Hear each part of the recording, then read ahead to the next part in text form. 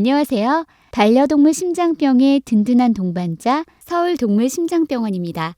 개와 고양이 만성 신장질환에 관련된 연구에서는 식이관리로 생존 기간이 길어지고 삶의 질이 향상됨을 보여줍니다. 대부분의 연구들이 식이요법을 한 동물에서 적어도 2배 이상의 생존율이 증가했다고 보도될 만큼 만성 신장질환 환자에서 식이관리는 매우 중요합니다.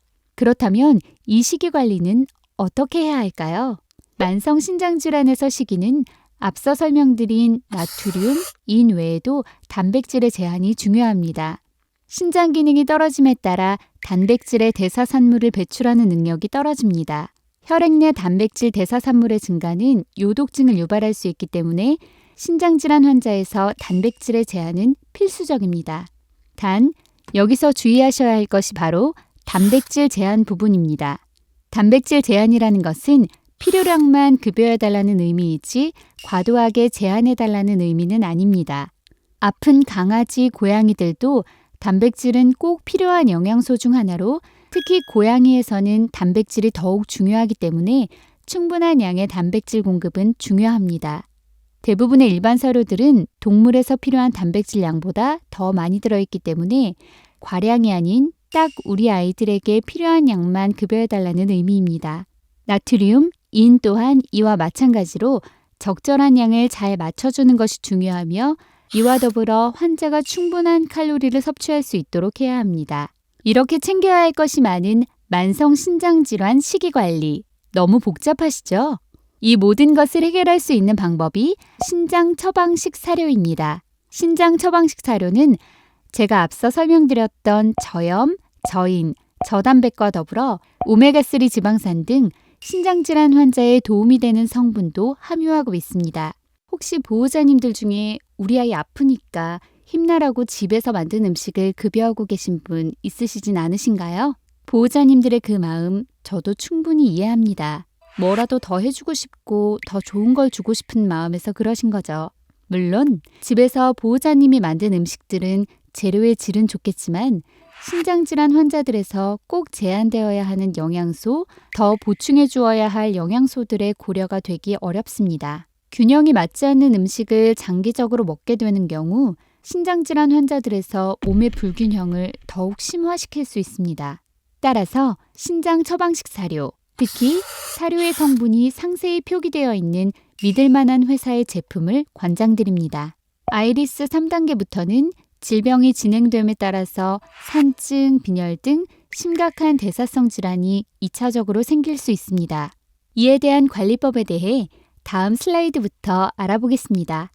12번째, 산증 관리입니다. 산증이란 동물의 몸 안에서 산이 너무 많아져 몸의 정상적인 산, 염기 균형이 깨지는 상태를 말합니다.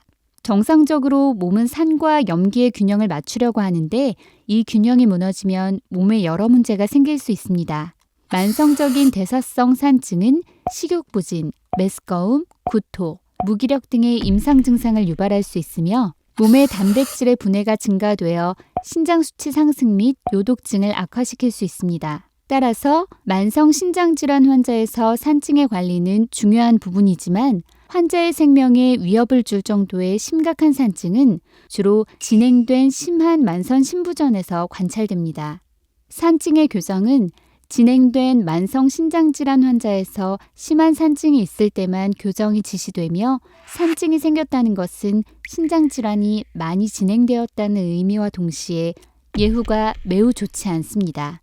산증의 관리 또한 정확한 진단과 치료가 필요합니다. 반드시 정밀검사와 이를 바탕으로 한 진료 후 치료를 받으시기 바랍니다. 산증 검사에는 비용이 적지 않게 들지만 이 단계에서는 자주 검사하고 관리를 받는 것이 매우 중요합니다. 빈혈 관리입니다.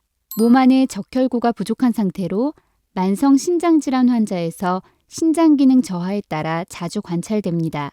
신장 기능이 저하됨에 따라 신장에서 피를 만드는 신호의 생성이 부족해지고 식욕부진으로 인한 영양 부족, 요독증으로 인한 적혈구 수명 감소 등으로 인해 빈혈이 발생합니다. 빈혈이 발생하게 되면 온몸에 산소를 충분히 전달하지 못해 동물이 쉽게 피곤해지고 활동량이 줄어들며 심각한 경우 호흡곤란의 모습을 보이기도 합니다. 신장 기능 이상이 심해지면 빈혈이 발생하는 경우가 많습니다. 따라서 비용이 들더라도 자주 검사하고 이상 발견 시 추가 정밀 검사와 치료를 받는 것이 중요합니다. 마지막으로 말기 단계인 만성 신장 질환 4단계에서 필요한 관리법입니다.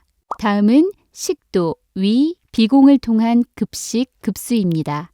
만성 신장 질환의 말기에 이른 동물 환자에서 식사를 충분히 섭취하지 못하는 경우가 많습니다. 이때 환자의 영양 상태를 개선하고 적절한 수분 공급을 유지하기 위한 여러 가지 방법 중 하나로 식도, 위, 비공을 통한 튜브가 사용될 수 있습니다. 이러한 튜브는 만성 신장질환 말기 동물 환자에서 필요한 영양분과 약물을 주입하는 데 효과적인 방법일 수 있으나 삽입과 관리에 있어 주의가 필요하며 각 환자의 상태에 따라서 적절한 방법이 선택되어야 합니다. 이 시술에 대해서 한국 보호자분들이 외국 분들보다 부정적인 인식이 많습니다.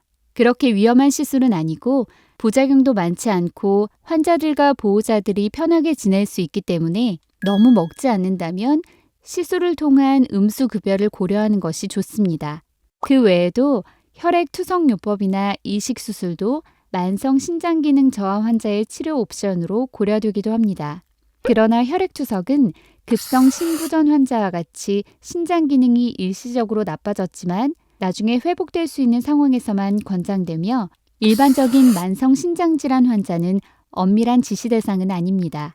국내에 많은 동물병원들이 투석 장비가 잘 갖춰져 있고 경험도 많습니다. 투석이 필요한 상황이라면 빨리 결정하는 것이 좋습니다. 신장이식은 사람에서는 신장 기능이 영구적으로 손상된 경우 고려되는 치료법입니다. 국내에서 이와 관련된 시도는 이미 20여 년 전에 이루어졌고 성공을 하였습니다. 다만 문제는 기술적인 것보다는 윤리적인 문제입니다. 공여견이나 고양이를 어디서 어떻게 구할 것인가는 참 어려운 주제입니다. 지금까지 만성 신장 질환에 대한 보호자분들의 이해를 돕기 위한 기초적인 내용들을 알아보았습니다. 저희가 지금까지 말씀드린 내용은 여러 가지 진단, 치료법 중에서 핵심 사항만 요약하여 추려낸 것입니다. 따라서 병원마다 수의사마다 차이가 클 수 있기 때문에 이 내용은 참고사항으로 이해하여 주시기 바랍니다. 심장병이 있는 환자들에서 신장질환의 발생률이 매우 높습니다. 이뇨제를, 심장약을 먹어서 신장질환이 생기는 것이 아니라 어쩔 수 없는 심장병의 합병증, 노화, 기저질환, 유전적인 요인에 의해서 신장질환이 발생하는 것임을 기억하여 주시기 바랍니다. 신장질환의 관리를 위해서는 보호자와 수의사와의 굳건한 신뢰관계가 중요합니다. 이 신뢰가 굳건해야 정밀한 검사, 모니터링, 약물 치료, 식이관리 등이 잘 이루어질 수 있습니다. 이 강의를 통해서 심장병과 신장질환이 있는 동물 환자들이 더욱더 건강해지고 보호자분들의 마음도 더 평안해지기를 바랍니다.